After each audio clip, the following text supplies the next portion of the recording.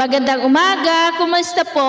Narito po ulit ang update natin para sa lagay ng ating panahon ngayong umaga po ng August 20, 2023 na kung saan sa ngayon ay nananatili na walang anumang sama ng panahon dito po sa loob ng ating area of responsibility maliban po sa habagat na patuloy pa rin ang pag-iral dito sa ating bansa na siya pong dahilan pa rin ng mga pag-uulan na ating nararanasan sa iba't ibang lugar. Ang habagat po ay magtatagal pa yan hanggang sa susunod na buwan at papalit na po ang hanging amihan. At sa atin naman pong long range forecast ay wala pa naman pong bagyo na nakikita na tatawid dito sa ating bansa hanggang po sa matapos ang buwan na ito, pero posible pa rin ang pamumuo ng mga sama ng panahon at ang development po ng mga ito ang ating babantayan at ang susunod na bagyo dito sa loob ng ating area of responsibility ay tatawagin po yan sa local name na Bagyong Goring. At sa lagay ng ating panahon, ngayong madaling araw ay generally fair weather pa rin sa malaking bahagi ng ating bansa, pero dahil sa habagat ay may mga pag-uulan sa ilang bahagi ng extreme northern Luzon, Santa Ana, Cagayan, Pangasinan, lalo na po dyan sa may Alaminos, Zambales, ilang bahagi ng Bataan, Bulacan, Metro Manila, Rizal, Quezon, dyan sa may Polillo Island, Camarines Norte, Albay, Sorsogon, Palawan, Occidental Mindoro, Samar Provinces,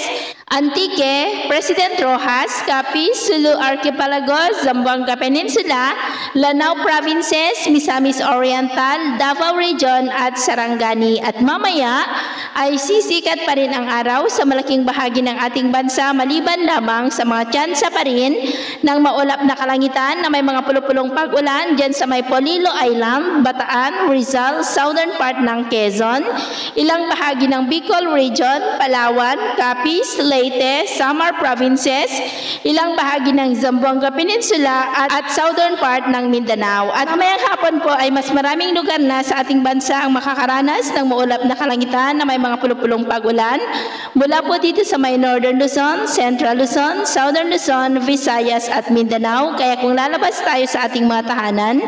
ay ugaliin lamang po natin ang magdala ng kahit anong panangga natin sa init ng araw at proteksyon na rin po sa mga biglaang buhos ng ulan. At sa atin namang mga baybayin, wala naman po tayong nakataas na anumang gale warning signals, pero iba yung pag-iingat lamang po kung papalaot tayo para mas makaiwas sa mga sakunang pangkaragatan. So yun po ng latest update natin sa araw na ito.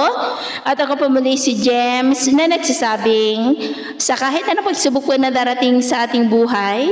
huwag na huwag po tayong mawawalan ng pag-asa. Thank you and God bless!